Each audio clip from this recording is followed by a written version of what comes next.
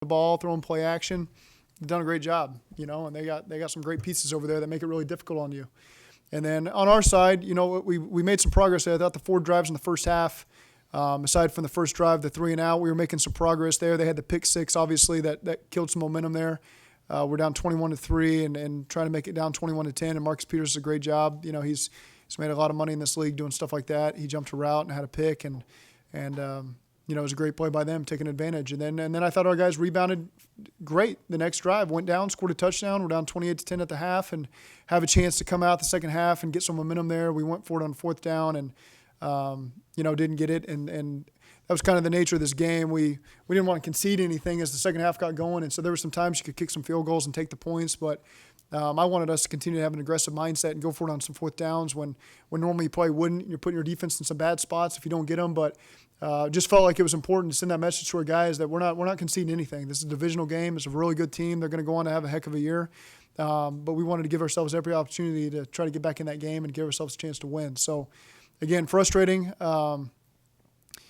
But here we got to get ready for a big one on the road next week at Oakland, and so we got to get our guys refocused for the next week. The 30 carries for Mixon, is that a commitment to the running game, or is that a byproduct of today, or is it more of a you guys? Well, we wanted to build on last game against the Rams. We feel like that was really our best rushing performance of the season, and our guys were doing some good stuff. And again, it's hard to get down by a lot of points, 14 of which we gave them, obviously. We've really to send our message to our guys that we're going to keep bounding the ball and find some good stuff there and give our guys some confidence in that area. And I thought they responded well. Even with the loss like that, is it encouraging that Mixon had his best game of the season? It's hard to find them in this moment, but there are positives that we'll take from that game. Certainly, I think Joe the last 2 weeks has responded really well. I mean, Joe gets beat up more than any player. He gets asked questions why things aren't going well, and I think he's handled it like a pro, man. I've been really proud of the way he's done that, and he's really responded well these last 2 weeks. And not just him, but the whole offense. They've done a better job in the run game, and Joe's running his tail off and giving us some really tough yards in this game. There were some times I'm looking down at my second 10 call, and all of a sudden he's carried the pile for another 4 yards, and we're in second 6. So it was good in that area. And then I thought Finley showed a lot of really good flashes. And we knew that there was going to be some lumps in some of these games, and it's hard. They zero blitz us down there in the red zone. He gets to a good check, and Marcus Peters jumps the throw. And it's a great play by him.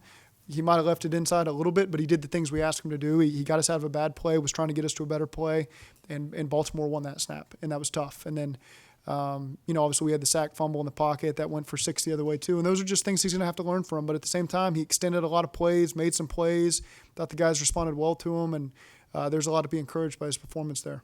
Were you trying to call a timeout right when you ran out the sideline to the side? Were you about to call a timeout for that throw? It was more because of the timing. There was a second left on the play clock, and so I didn't because I could sense he was going to get it off.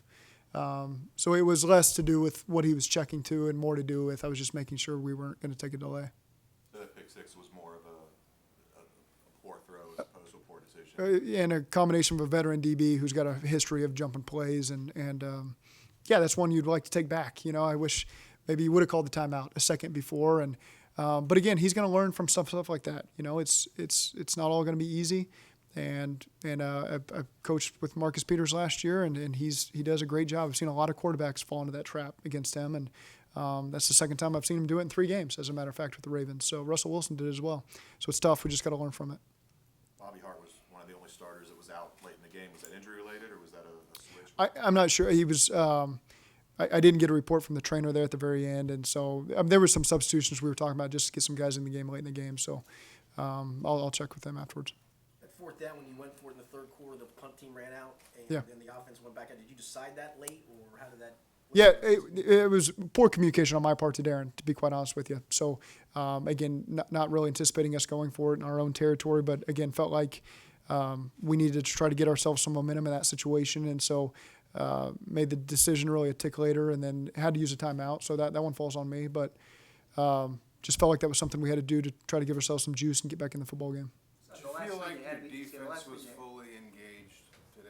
Zach? I do. Again, it goes down to those 50-50 plays. I saw one right out the gate. We're in quarters coverage. They hit a post route on the first play of the game. There's no way, shape, or form that should ever happen versus that coverage. And they did it right from the snap. Again, I saw some guys respond the right way, and but overall, that's something we're going to have to watch on the tape. But that's a really powerful offense right now that not many teams have shown the solution to stopping. And so it was a great challenge for us. Obviously, they scored 35 points against our defense. That's not good enough. We all know that. But I think there's some guys that responded the right way. How much of a difference maker is an elite quarterback like him? I mean, you don't see guys like him No. Much often. I mean, they run similar concepts that you've run your whole life. You see other teams run, and he gets the ball to people that it's just like, what do you do? I mean, there's no way the ball should go there, and he gets it there somehow, some way. The touchdown run he had it's electrifying, and so it deflates you a little bit, when a guy's playing with that much confidence. And what really kills you are those play actions, because you're so hell bent on stopping all the run variations they give you that all of a sudden he's dropping back in the pass, and people are probably, well, there's no pressure. Well, you got a lot of things on your mind there, and it's hard to generate some pressure. And their tight ends, that's the most impressive group of tight ends catching the football. I mean, those are some tough catches. Those guys come down with it. And like I said, that team has been building that way for a long time, and I think they're built for obviously a really special season right now. And unfortunately, we got the brunt end of it right now. But again, there's some things we felt like we did in the second or third quarter that would have given us a better chance, and a lot of them fall on my shoulders as well. I think there's some things I would like to do differently, and I know our players in some situations need to step up and make some plays as well. But it just didn't go our way today. You guys made a switch at quarterback. I mean, I guess any NFL head coach would kill to have the next Lamar Jackson, right? He's a special player. He's a special player, and I think Greg Roman does a great job. Greg has a history of being at the 49ers and the Bills and now the Ravens and running that similar style of offense and getting the most out of those guys, and hats off to them. They've built something really special there. What did you see in that 47-yard touchdown run? Was it just him being electric and the fastest guy in the field? Yep. He was just better Poor than tackling. I mean, we had some opportunities to tackle, and we didn't do it. I thought we met the running back on the 2-yard line one time. I think it was second goal or third and goal on the 2. We met him at the 2, and he ran through us and scored a touchdown. Those are the 50-50 plays I'm talking about, where we have just as much opportunity to make the stop as they have to make the play. And there were some really key examples there where we didn't do that. What do you look for to confirm that you haven't lost the team? What are you looking at to know that they're still with you? You feel it in the locker room, to be quite honest, and you meet with enough players one-on-one, and I feel like we do have a good pulse of the team. I think it's fair to speculate when you're 0-9 that they would be heading that direction, and I see no signs of that.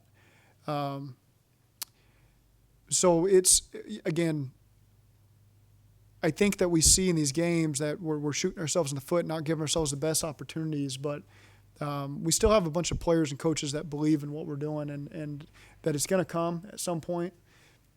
This was a really good football team that's playing as well as any team in the league right now that we just ran into. And again, we did some silly things that broke that game wide open, and it shouldn't have been that way.